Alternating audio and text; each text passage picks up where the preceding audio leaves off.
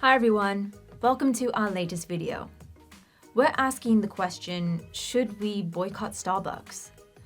I'm not a big fan of their coffee, it's a little on the bitter side, but millions of people seem to love it. They have more than 15,000 coffee shops in 50 countries. They pride themselves on the relationships they have with their suppliers. However, when we put the coffee giant under an ethical microscope, we found some concerning issues throughout its supply chain. Keep watching to hear about a few of these issues. Then you can decide whether you want that next caramel waffle latte or not.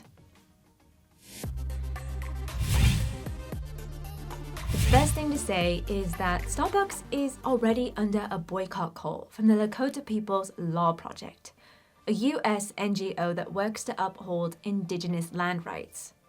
They've called for a boycott over the company's partnership with food industry giant Nestle.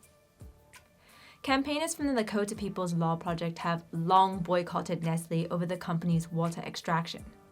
Campaigners are indignant that the company was awarded a concession by the Michigan Department for Environmental Quality, allowing it to pump out 400 gallons of water per minute out of the state's fresh water source for only $200 per year. This is while the population of nearby Flint has limited access to fresh water due to lead contamination of its supply.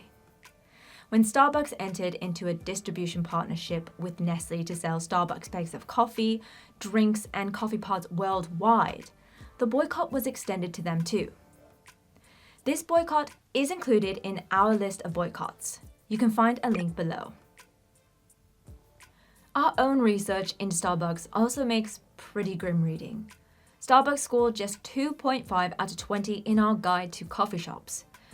That's pretty poor. In comparison, the highest scoring coffee shop scored a very respectable 12.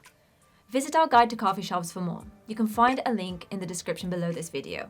And don't forget, to ensure you keep updated on all the latest boycotts and other ethical news, subscribe to this channel. So let's look at how Starbucks got that pitifully low score. Here's a selection of stories we've compiled about them.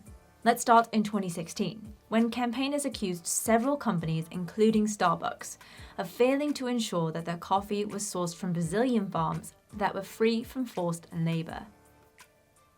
Two NGOs reported that suppliers of Starbucks had been involved with modern slavery. At that time, campaigners raised concerns that the company lacked transparency and did not publicize their supplier list, did not demonstrate they'd compensated victims, and did not have robust policies in place to ensure it wasn't still happening.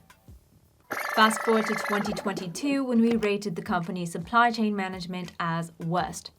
Notably, their clause on child labor needed to be more robust to prevent child labor in its supply chains. The company granted an exemption to any family-owned and small-scale businesses. This is a complete washout, as most coffee comes from small-scale and family businesses. You'd expect a company of this size to be doing much better. Does Starbucks do any better when it comes to the environment? Actually, it does. The company reports on its carbon emissions and targets for reducing them. Good on them. You can read more about this and how it's addressing other environmental issues on the company profile page. There's a link below. If you find this video useful, please click like and share it. So what else can we say about Starbucks? Well, they don't do too well on animal rights. They sell many meaty sandwiches. None are ethically certified as free-range or organic.